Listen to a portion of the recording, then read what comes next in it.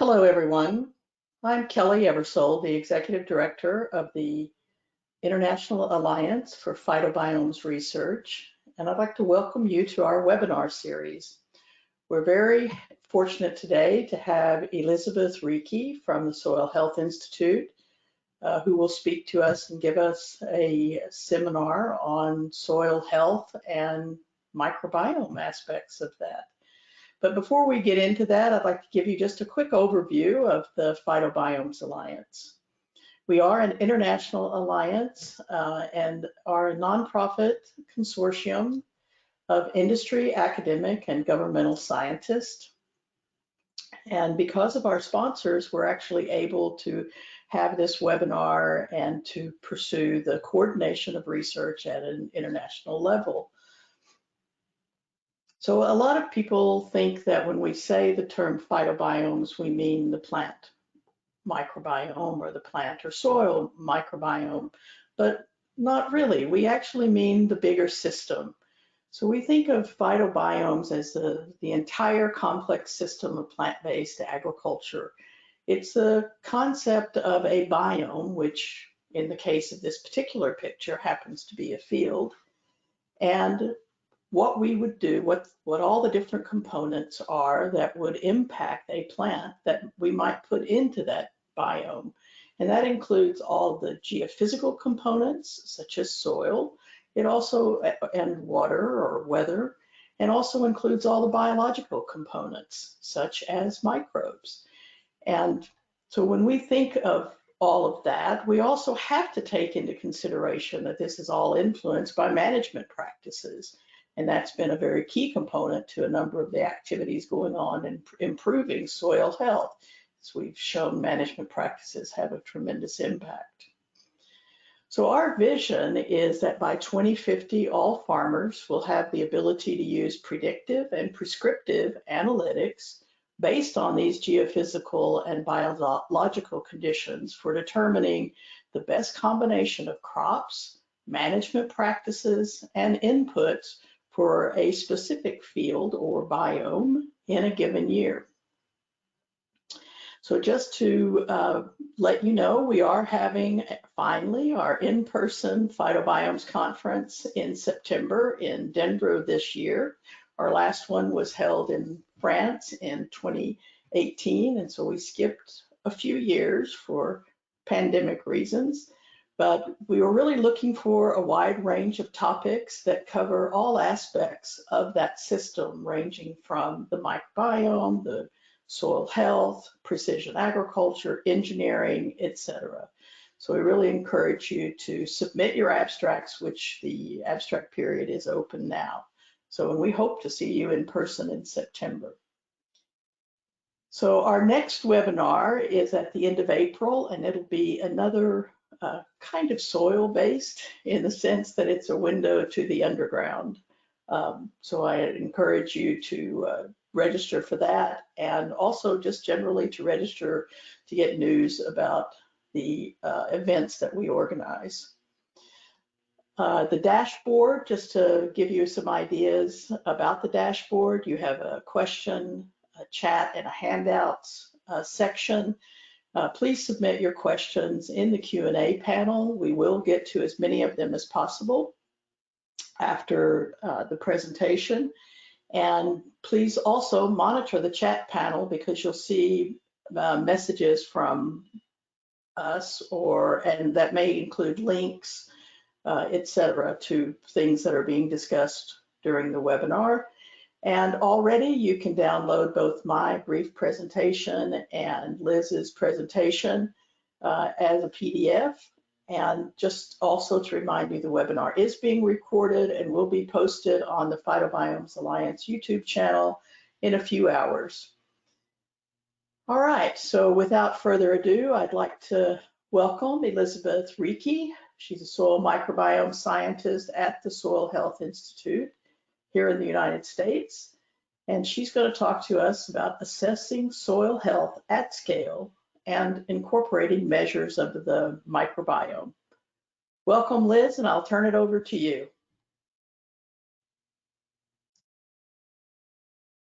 Great, thanks for the introduction, Kelly. see here. Not quite seeing the, oh, there we go.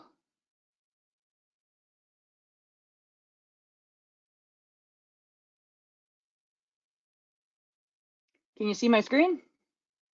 Or my slides, I guess? We can indeed.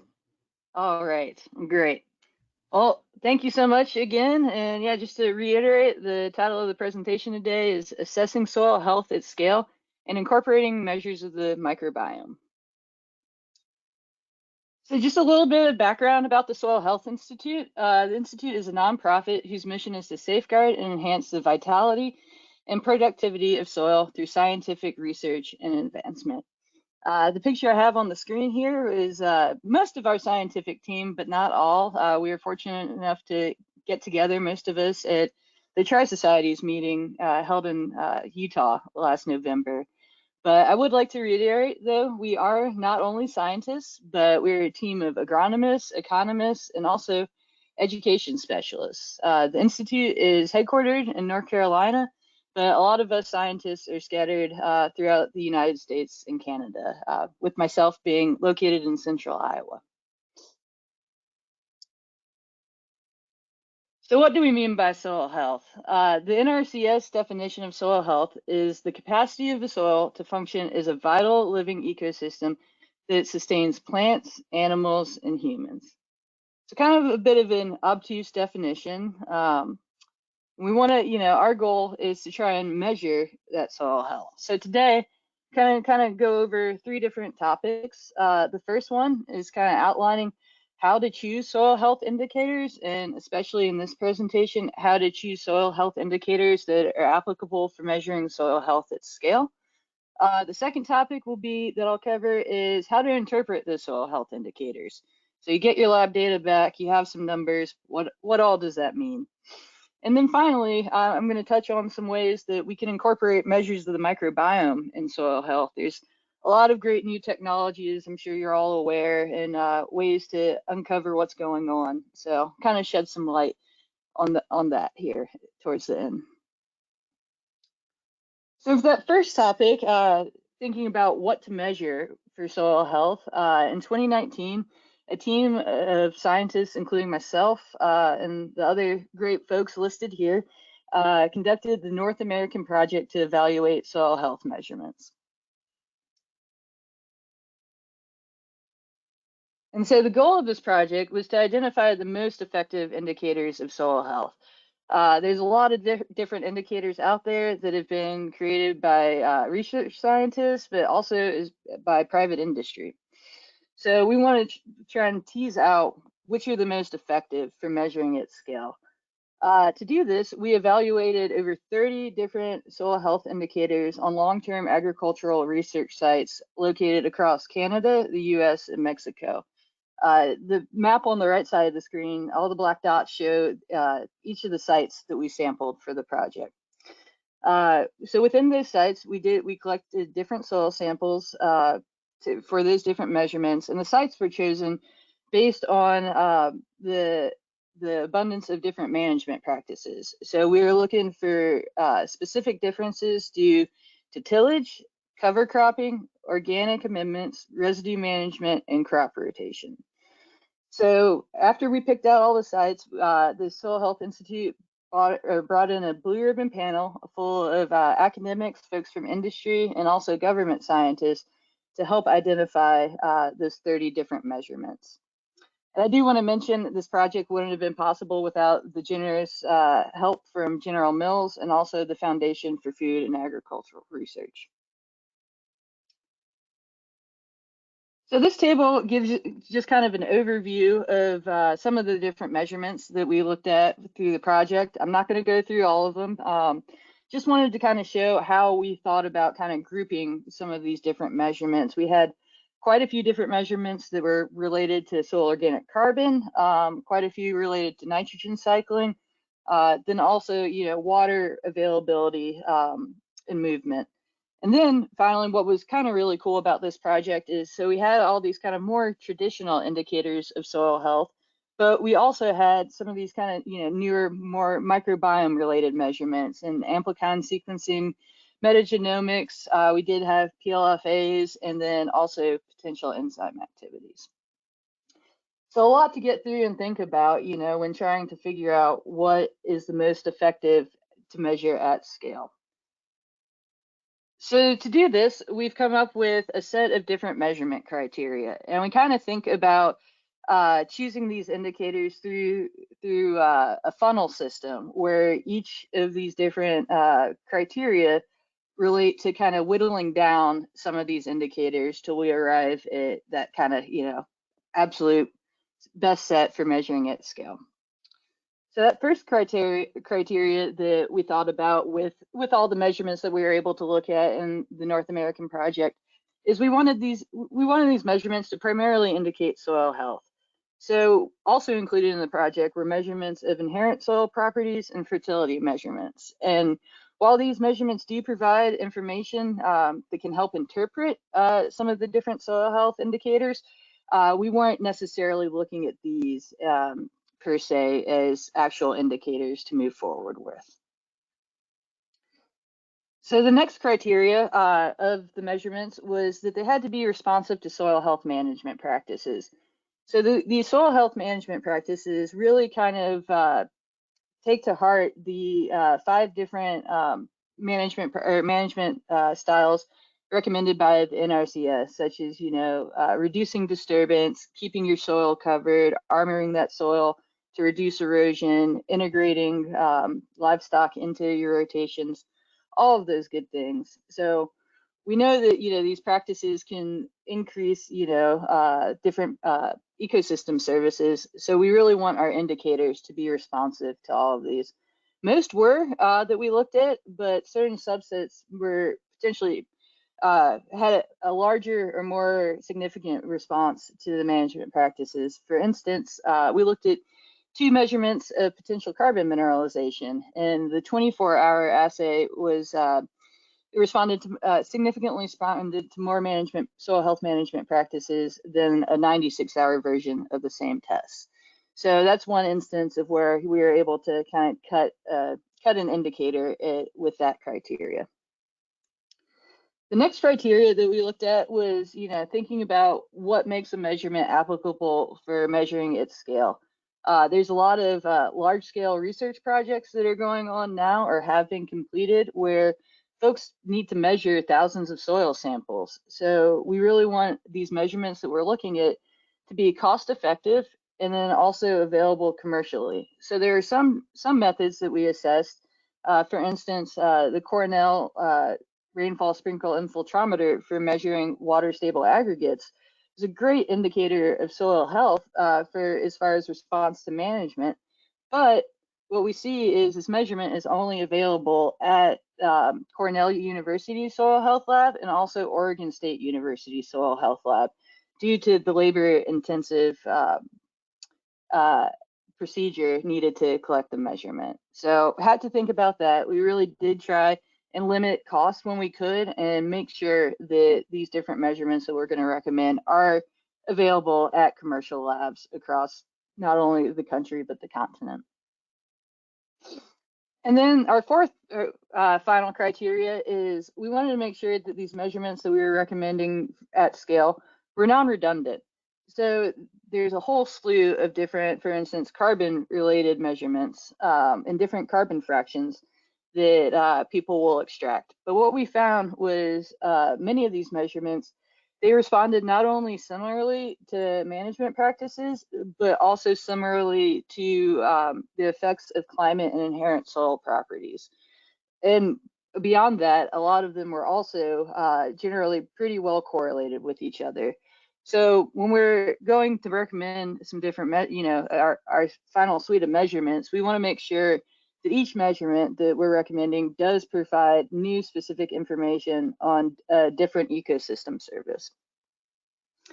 So I'm not going to bore you with all of the different measurements that we kind of filtered out based on these different criteria.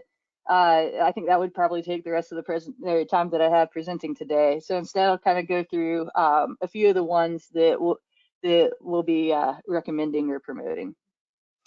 The first being soil organic carbon. It's a major component of soil organic matter. But we like this measurement better than organic matter measurements because it's it's A, more reproducible, and B, can also be used in carbon market measures depending on the goal of the measurement. And we do recommend that this measurement is done by using dry combustion. And with that, you also get total nitrogen as kind of an added bonus for data when you're just measuring using dry combustion. The second measurement that we're recommending is a 24-hour potential carbon mineralization assay.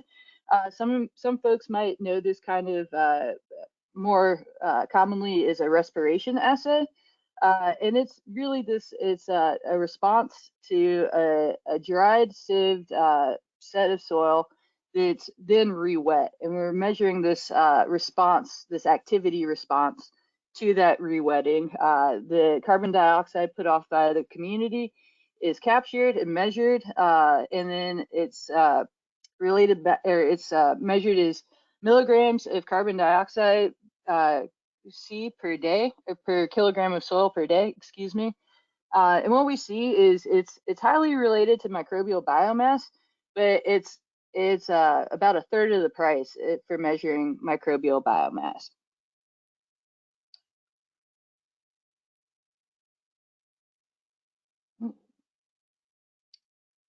And a third measurement that what we recommend is a measure of aggregate stability. So aggregate stability has been linked to reduced erosion and increases in infiltration.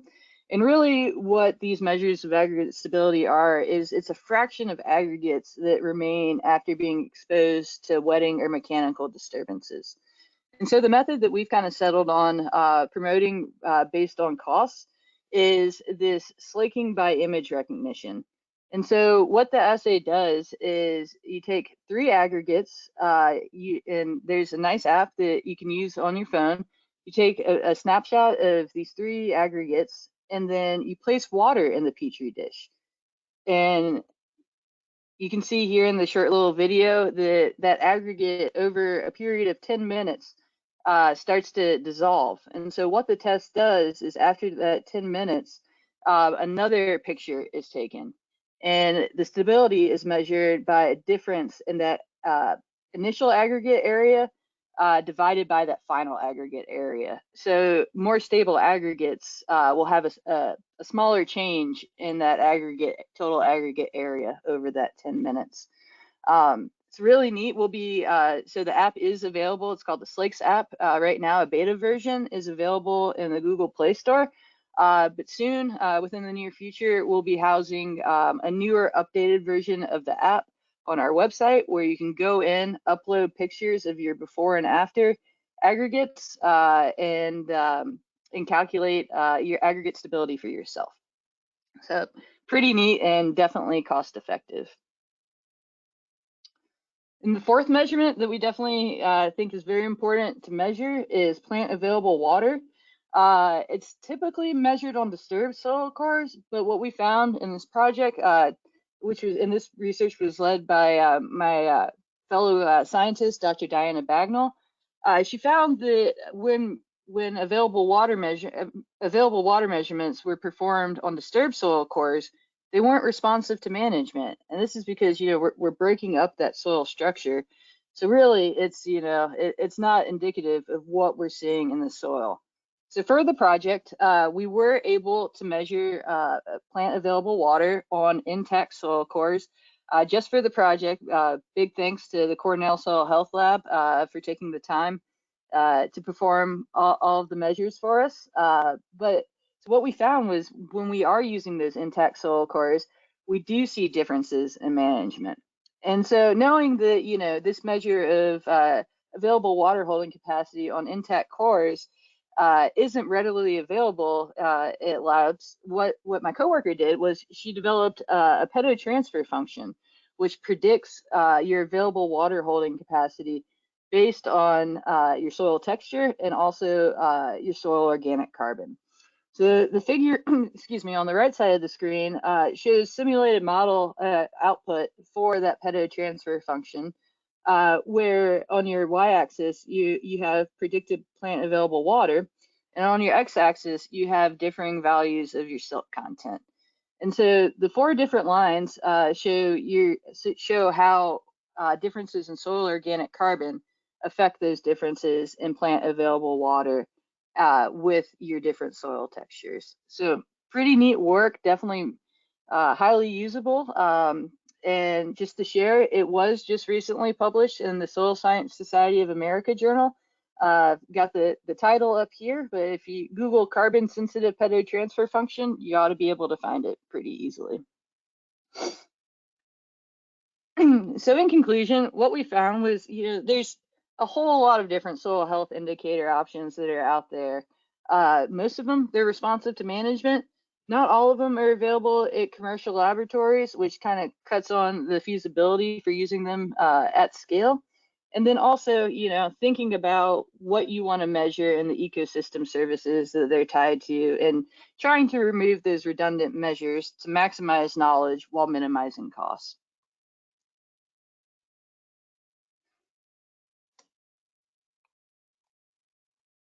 So now that we've kind of gone over what to measure, and so say you take your soil cores, go out, get your results back from the lab. What does it mean? You have numbers, and you might be able to compare those numbers to a neighbor that has different management practices and say, oh, well, these look different, and it looks like I am doing a better job based on the practices that I employ. But we really want it to make sense for all farmers, and not just being able to compare, what's going on in the field next to you. So to do this, we've got a great team of scientists at the Soil Health Institute working on a concept called soil health targets. So the staff that have really been influential in the soil health targets aspect is been our Chief Scientific Officer, Dr. Christine Morgan, Dr. Nate Looker. He's really been the boots on the ground, getting a lot of these measurements done, figuring out and assessing, what we can compare and not compare. And then Dr. Diana Bagnall, Dr. Jason Ackerson, and Dr. Vance Almquist have all been very influential in, kind of figuring out this what a soil health target should be, and what soils can we compare against each other. And then I'd also like to say a big thanks to our summer interns from last year, Mr. Brent Thomas, Ms. Quanteria Randall, and Mr. Robert Thomas, who really helped out in a big way, helping Nate sample some of the soils that I'll be sharing some of the data with you here later on in the presentation. So thinking about the need to quantify potential soil health improvements, we'll kind of go through the rationale here in the next few slides. And to do this, we've taken a few data from a few different sites from that North American project. The first data that I'm showing here, this is all soils from the southern high plains in Texas, and it's a sandy loam soil with a single management. So all of these soils were managed in conventional tillage, cotton production with conventional tillage in a fallow period. So on the x-axis of the graph, you see the measurement that we're looking here is soil organic carbon stock. And so this is in metric tons of organic carbon per acre, and really just looking at that top 15 centimeters. And so what we see is there is some variability even within this, these fields where everything is pretty much being controlled for. There is some inherent variability within the samples. So we kind of, have an average of where we are, but how do we know if it's good? Is it bad? The next thing you can do is think about comparing it to your neighbor, like we saw in the picture. Comparing your data to somebody that has a different set of soil health, soil management practices. So what we have here, still in the green, is that conventional management system with conventional tillage in a fallow period. But now in yellow, we show values for a different system. So this system is a no-till system with a multi-species cover crop. And then finally, in purple, we have a no-till system with just a rye cover crop. And what we see is that no-till system with that rye cover crop contains significantly more organic carbon than that conventional till with fallow. On average, about 13% more carbon. And I would like to note that those two no-till treatments, they've been under that same management practice for the past 21 years. So we are really seeing a difference based on that management practice over that elongated period of time. So we know that, these treatments are doing something, but it's only 3 different treatments. When we think about how many different management practices, in theory, we could compare, the list is quite exhaustive, right? So we don't know exactly what the best treatment is, or even, say these measurements were taken after 21 years of different management practices. What would happen if we were to add on another 20 years of that management practice? Would we expect that no-till plus rye cover to add another 13% compared to that conventional till, or would it be some smaller additional gain? We're not quite sure at this point, right? It's a comparative among the site, but we don't know in big picture how good can we get. So in order to think about how good, how much can we change based on different management practices, we think about what is representative of that site. So going back to those NRCS principles, so that best case scenario, if zero disturbance, maximizing living root cover, incorporating livestock, really thinking about all of those principles, how good can that system get? What should that target be? Where along the line can we find, that maximum benefit of employing all of these different great practices? We're not sure right now, right? We know that, that we can change them, but we don't know how good we can get. And we also don't know how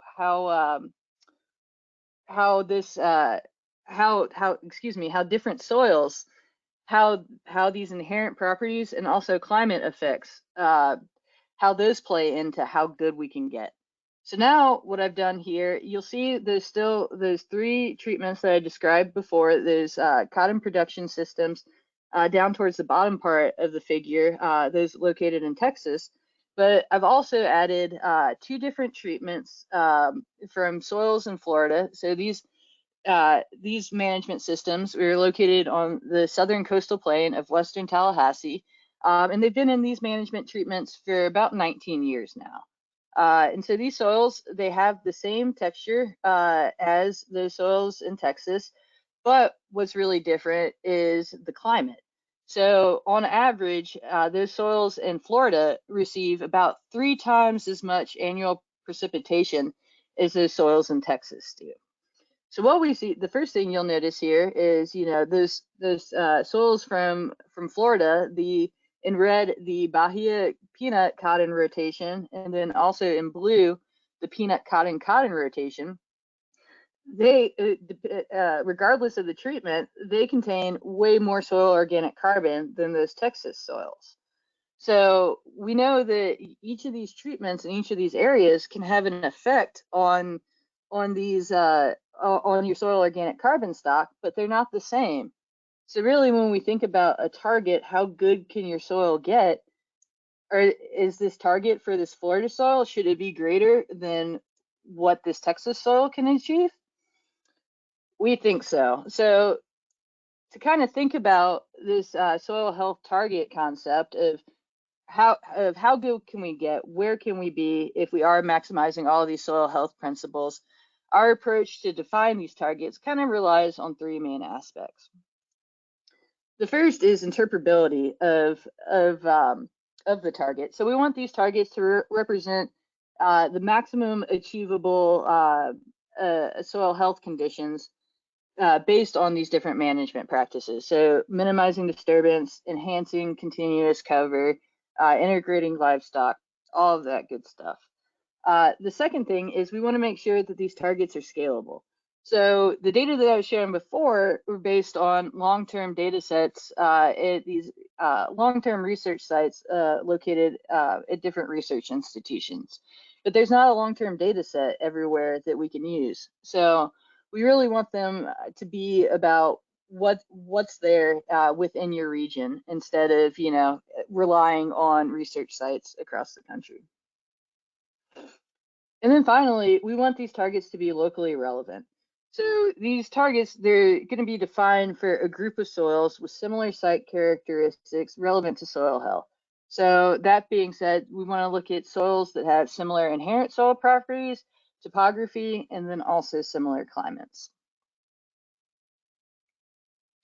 So getting into the framework a little bit about these soil health groupings that we're going to use to define our different soil health targets. We looked at data that, excuse me, is publicly available. And this concept was first implemented by scientists at SHI in the summer of 2021. So what they first did was take NRCS soil survey data, graded climate products, and topographic attributes. And using that data, we grouped soils based on inherent factors. And these different inherent factors included mineralogy, texture, and drainage. And by doing this, we are able to significantly cut down the number of different groups that we would have to sample to accurately represent differences in our soil groupings. So the figure on the excuse me, on the left of the screen is soil map units of a soil located in central Kansas. And so each color represents a different mapping unit. And so you'll notice there's at least 10 different colors located within that figure there, if not more. So it really makes it difficult, you know, when thinking about scaling up and having to sample each one of those individually and compare them individually. Based on the soil health groupings, based on, you know, your mineralogy, your drainage classes, and your texture, we were able to break down that same group into 4 different categories. So making it a lot more feasible to sample and make conclusions about with 4 rather than, you know, 10 to 15 different groupings located in that left soil map unit image. So kind of a proof of concept, excuse me, for these different kind of groupings and targets was performed in 2021, primarily led by Dr. Nate Looker. And so 3 different sample areas three different areas were sampled. The first being the Arkansas Delta, the second being Blackland Prairies located in central Texas, and then the third coastal bend soils in southern Texas. And so from these different areas, Dr. Looker was able to sample 39 row crop fields and then 52 target fields. And I'll go into a second here what those targets actually were in these different areas. So targets are not always easy to find. You know, in the Midwest, we think about, you know, an optimal system being, you know, a perennial grassland with, you know, with forage going on in it. But down in Texas, it was a little bit more difficult. So Nate had to be a little bit more creative when thinking about soil health targets or optimal systems that we could use for soil health targets. And so he came up with a kind of a whole slew of different types of places that we could use for these target samples. Most were perennial, different covers.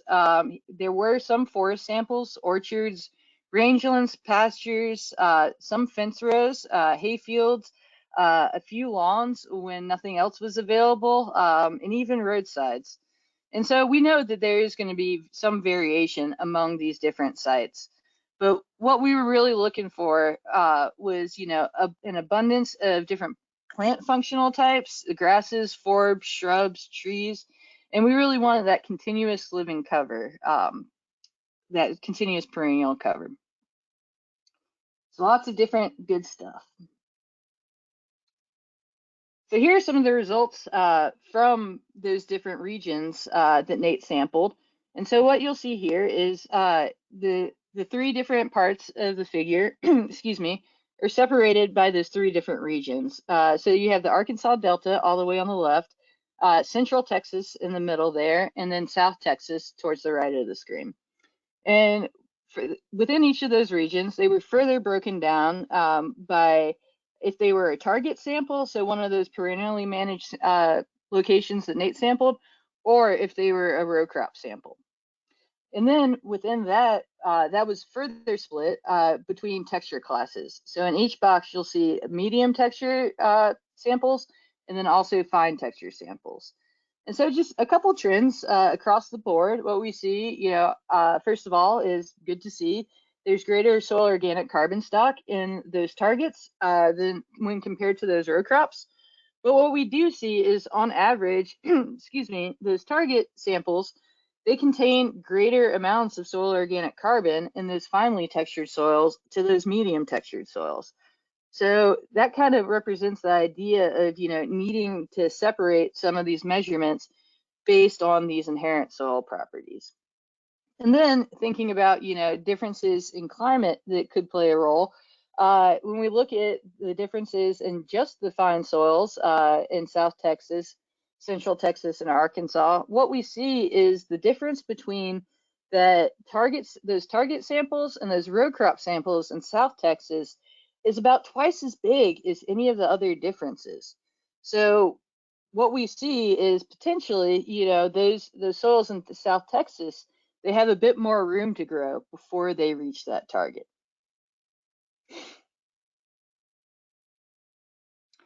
So in conclusion, we know that, multiple indicators provide complementary insights on these potential improvements in soil function. And we know we need these soil health groups to capture these different trends in soil health potential across these regions. And then finally, these reference sites that we found, these different perennially managed systems, they do give a fuller picture of soil health potential for soils that do lack examples of how long-term adoption of soil health management practices can affect your soil health.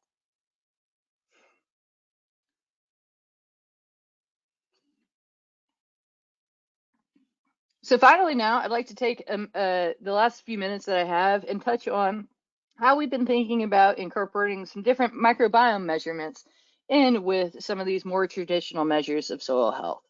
So the first way that we thought about and implemented is that some of these different microbial measures, so thinking about measures of community composition, can they enhance interpretation of some of these common soil health measurements? So for the longest time, a lot of these measurements are generally interpreted as more is better. But here at the Soil Health Institute, we'd really like to provide, an in-depth description of what we're recommending folks to measure. So thinking about ways to strengthen what's already available. And then the second way that we can, I think we can definitely use measures of the microbiome and soil health is on their own as standalone measures. So this could either be by looking at specific organisms or different functional characteristics. And we are currently working on looking for different functional genes related to carbon and nitrogen cycling that we could potentially use in a high throughput assay as standalone measures of soil health. The example that I'll be showing here today, though, is related to enhancing that interpretation of soil health. So first of all, we know that bacterial and archaeal communities, they differ by climate and inherent properties, right? So the figure on the left here shows those different sites that we sampled in 2019, all those different long-term research sites. And then it's colored by Hargreaves climate moisture deficit. So where you see kind of those blue colors, those are wetter, cooler climates, and then your yellow and red locations are going to be your hotter, drier climates. And the figure on the right is a detrended correspondence analysis of those about 2,000 samples that we collected from those 124 sites. And so what you'll see is there's a definite split between those cooler, wetter samples and then those drier, warmer samples. Additionally, at the continental scale, we found that the drivers of microbial diversity really were kind of, you know, these inherent properties where we were seeing greater diversity in these cooler, wetter systems, and also somewhat at moderate pH. So the figure on the left here shows the same samples, and on the x-axis is their pH, and on the y-axis is the Shannon Diversity Index. So you'll definitely see, you know, at this scale, that these inherent and climatic properties are big drivers of community composition. We do know that there are links to management, though, so it's something that we have been exploring, as well as others have, with different projects. But our goal today, what I really kind of want to hit on briefly, is how we can help interpret some of these other measurements. So the measurement in question today is potential seam mineralization, and it's a standardized assay. It's not necessarily indicative of in situ respiration, but it's really this microbial response to re-wetting this disturbed soil. It's related to microbial biomass, but microbial biomass doesn't tell you the whole story. And what we also saw in our project is it's generally greater in these no-till systems. So our goal, what we wanted to do, is link these changes in microbial community structure from tillage to potential carbon mineralization across North America. And so we had three objectives, the first being to define these tillage differences on community structure. The second being identify community members enriched under no-till systems across climates and soil types. And then finally, identify these organisms that were influential in these carbon mineralization measurements. So to do this, we looked at a subset of sites that had both minimum and intense tillage. And what we found was across these sites, 11 of 14 of them, they contained significantly different community structures due to tillage. The three that didn't have differences were all wheat-based rotations. Those three wheat-based rotations did have different climates and soil properties. So we think that there's something maybe about the underground wheat biomass that's kind of maybe mimicking the incorporation of residues from tillage, and maybe why we're not seeing significant differences. So the figure on the right side of the screen shows the relationship between those samples at those 11 different sites that did have significant differences. So the circles represent treatment averages of intensive tillage, and those circles represent treatment averages of minimum tillage or no-till systems. And so what you see is, and then each treatment average is colored by the treatment average pH. So what you'll see on the main axis is the first big trend or major trend is these differences in community by pH. But within that, we see these different little clusters of no-till soils and of tilled soils. So we really wanted to see if can we find a group of organisms that are enriched in minimum till across this whole pH gradient. And it turns out we could. So using differential abundance testing, we found 717 amplicon sequence variants that were enriched under minimum tillage. And so those sequences are broken down by the relative abundances at each of the sites that were included, those 11 sites that contain significant differences. And you'll notice they're not in the same abundance at each of the sites, but they are significantly greater across all of those sites. So on average, they represented about 16% of sequences in those intense tillage systems and 33% in those minimum till systems. So now knowing that we have this set of organisms that's enriched across all of these sites, we want to see if these organisms, if they play a role in, what's going on in those carbon mineralization assays that are increasing under reduced tillage. And so to do that, we ran a random forest regression model using the scikit-learn Python model. And so that in the model, the dependent variable was that 24-hour carbon mineralization potential. And the independent variables were our bacterial and archaeal sequences. So we split the treatments into training and testing data sets, and then we trimmed those sequences until the predictive power of that model decreased. So this left us with it was 328 of the most abundant sequences within the model.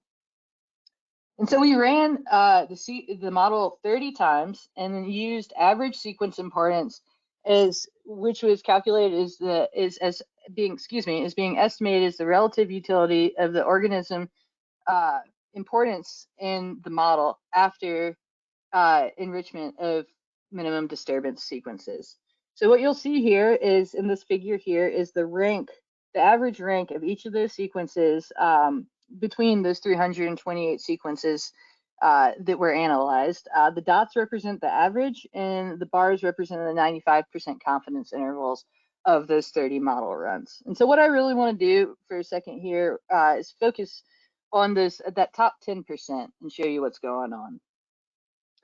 So here we have those most important sequences in the model, and on those bars, if they contain a star, those sequences were also enriched under minimum till systems. And what was really interesting is we took it one step further, and we looked to see if these sequences were positively or negatively correlated with each of these individual sequences. And what we found was the sequences that were important in modeling carbon mineralization and also positively related, or excuse me, important in modeling carbon mineralization were also positively related to greater carbon mineralization rates using linear regression.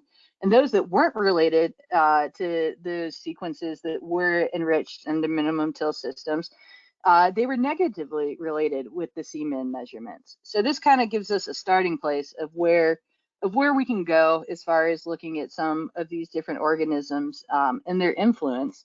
I don't think I'm going to have time today to get into some of the different groups of organisms that we found, but we did just have a manuscript come out linking soil microbial community structure to potential carbon mineralization, a continental scale assessment of reduced tillage, where you can go find more details on the work that we did and some of the different groups of organisms that we found to be enriched under these no-till systems and also influential in predicting these carbon mineralization measurements.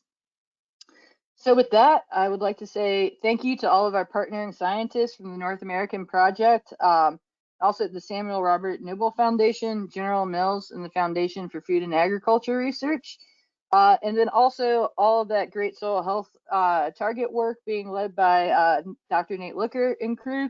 Lots of acknowledgments to the landowners, NRCS, different folks at our different collaborative universities down there in Texas, the Fish and Wildlife Game, and then also that work was supported by Walmart. So big thanks to the Walmart Foundation for supporting that. And with that, thank you for your attention and be happy to answer any questions that folks have. Thank you very much, Liz. That was really interesting, and it's great to see the advancements that have taken place over the past 4 or 5 years in terms of trying to get those soil metrics in place and to actually begin to measure and see what the real impact is. So we do have, just to remind everyone, we do have time for questions. So if you have questions, please put them into the Q&A panel. And if we don't get to all the questions, then I believe Liz has agreed to try to respond to those in writing afterwards. And often what happens is we post those on the website along with the link to the video or with the video itself. All right, so the first question that came up is the pedotransfer function universal for all soil types? It is for North American soils, I would say is the caveat. And there's actually 2 different functions, one for calcareous soils and one for non-calcareous soils. So calcareous soils contain inorganic carbon. This can be measured at a soil health testing lab.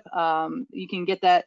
I would suggest, if you have a soil with a pH over 7.2, you also have your inorganic carbon quantified, and then that along with your soil texture and soil organic carbon, you can choose the correct function for your soil in question. So you have to pardon my ignorance on this. Why wouldn't it be relevant to soils on other continents, for example? So, is it just because it hasn't been tested, but Okay. Correct. Yep. So the soils, that were used to create the function, we're all from North America. So we're really, we're confident in predicting in North America. I mean, it probably could be used. We haven't tested it out on soils in other continents, but yeah, that would definitely be a great goal, is to have something that we could, be universally applied across the globe. Yeah, I would think that if we could, bring all of that information together with samples from different continents, it might give us a different picture of what is going on actually, and trying to then make that more precise down to the individual farm basis. So it could be very interesting. So maybe we have some people in the audience who would be interested in trying to test those in their own country. All right, so the next question is there a white paper or publication that describes how the study assessed these metrics? So right now, myself and Dr. Diana Bagnall are finalizing a draft of our findings from these different assessments. So I shared the link with the pedo transfer function in my paper. We are expecting, hopefully, to have out soon a paper centered around the different carbon metrics, and then also one on different nitrogen cycling measurements. And then as well, I also have one under review about the different aggregate stability metrics. So we compared 4 different measures of aggregate stability. So those should hopefully be out within the next few months. And then currently myself and my colleague Diana Bagnall are working on kind of a white paper that is kind of an overview or a recap of all of those different papers that kind of conglomerizes all of those results in one point. So No, stay tuned. Hopefully within the next 6 months or so, if everything goes smoothly, we'll have that out to share with everybody. fabulous. I really look forward to seeing all of those. All right, the next question gets to your no-till, to the cover crops. And for the multi-species, what was actually in the cover crop, and was it continuous with the same crop? So it was continuous with the same crop. I'd have to go check back on my notes, but I believe it was a mixture of grasses and legumes. I don't think there were any brassicas in there, but I can make a note and check back and get back with whoever asked that. Okay, all right. So can you explain how the change was measured of organic carbon that you mentioned in your slides to the percentage of organic matter? Sure. Yeah. So it was they were soil cores that were taken from 0 to 15 centimeters to measure that soil organic carbon. So that was measured as the difference of total organic of total carbon, subtracting out that if there was any inorganic carbon. And then in addition to that, we also took bulk density cores down to 0 to 15 centimeters. And so taking that bulk density and multiplying that by your concentration, you get the soil carbon stock. And then that is, what's the right word here? Expanded out to give you a stock of per acre of soil for those top 15 centimeters. Yeah, did you consider at all going deeper? We Down. did, but so every time you go to another depth, you're doubling all of your measurements, right? And so I know that for carbon stock sampling, it is definitely recommended for if you are thinking about carbon markets to go to at least 30 centimeters. But for the purpose of this, what we were working on, it was soil health measurements generally just go to 0 to 15, so that's what we targeted.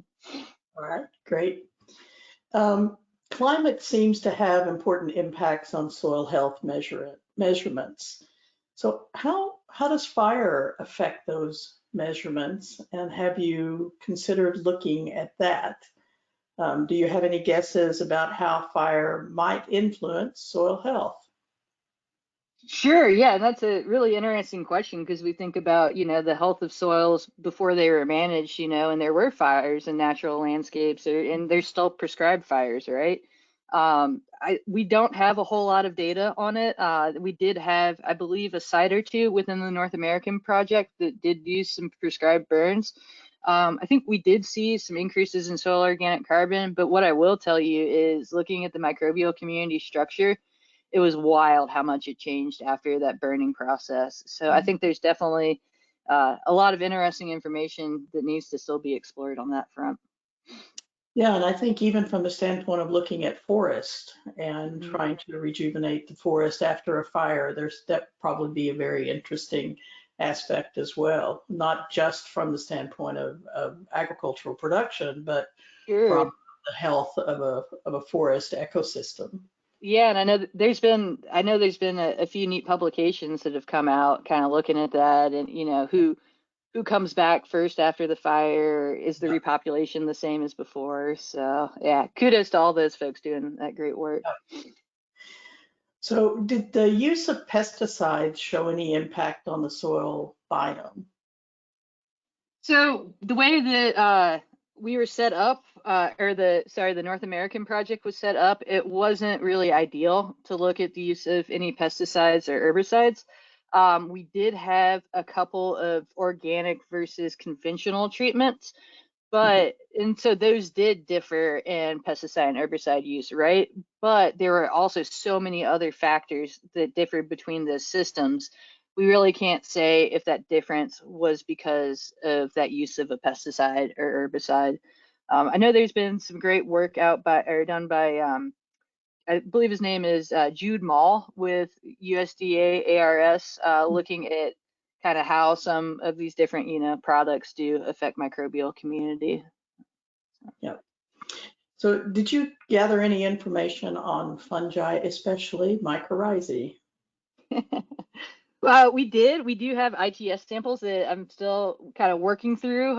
It's, if you can imagine, we've got over 2,000 samples for ITS 1 and 2, and then the 16S, which I showed today, and then also metagenome samples. So it's not the best since it is the ITS 1-2 to look for AMF, but I really want to get in, I think, looking at the metagenomes to describe the fungal community a bit more. And yes, they are very important. And it is a bit different though, because these are bulk soils though, right? So the little that I have looked in at the ITS sequences, they do tend to vary a bit more than the 16S. So wrapping my head still around that one and looking for more hours in the day, right? Right, exactly.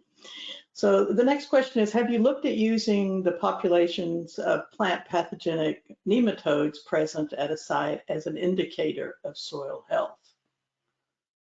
I haven't, but whoever asked that question, I'd love to follow up and hear your thoughts about it. We've been thinking about ways to, try and incorporate more, macros into our assessment and not just focus on the micro, because we do know that it all is one functioning system. So Right. It is a phytobiome, as we say. Yeah. there you go. There you go. Yeah. I think that was based on work that was done by Adriana Van Bruggen down in University of Florida. Okay. So I I know think, Christine Sprunger has also done some interesting work. I don't know if you're familiar with that name on nematodes. yeah. All right. That might be, I'm trying to find one that we're almost out of time. The definition of intense till in your presentation is plowing or cultivator tillage versus no-till. Is that correct? Yep. So we classified those as the most intense disturbance for a given cropping system in a given region. So these differed a little bit depending on, if you're looking at winter wheat in the Northwest versus a corn soy system in the Midwest. But generally, yes, these were either, highly disturbed systems, multiple passes from chisel plows, moldboard plows in a few instances, but then they were also generally cultivated in the spring prior to planting. We did try, for the majority of the samples that we had, we did get in to all of those sites before that spring cultivation to try and keep everything, as similar as possible. But yeah, and if you go read the paper we do have there, didn't have time to present on it today, but there's a whole nother category of kind of moderate disturbance where you have some different strip till systems. And we found some differing conclusions based on the intensity of the tillage. So I invite you to go check out my paper. I think there's lots of good detail in there. So. Yeah. So you have a lot of other questions. So you've generated a lot of good questions with your presentation. So I think it is indicative of the quality of the work and how exciting this field is right now, that we're finally able to start piecing these different components together as you described, to really get a handle on what soil health looks like and what is it and how is it impacted by various practices.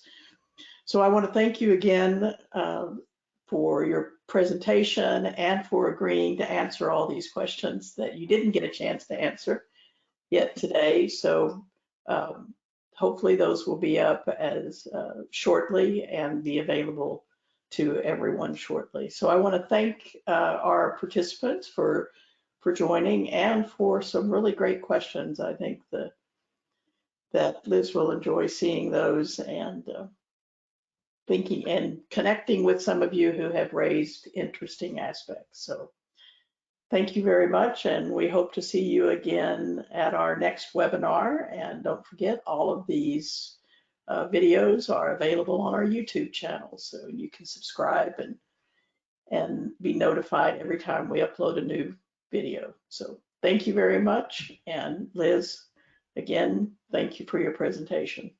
Oh, great. Thank you for having me.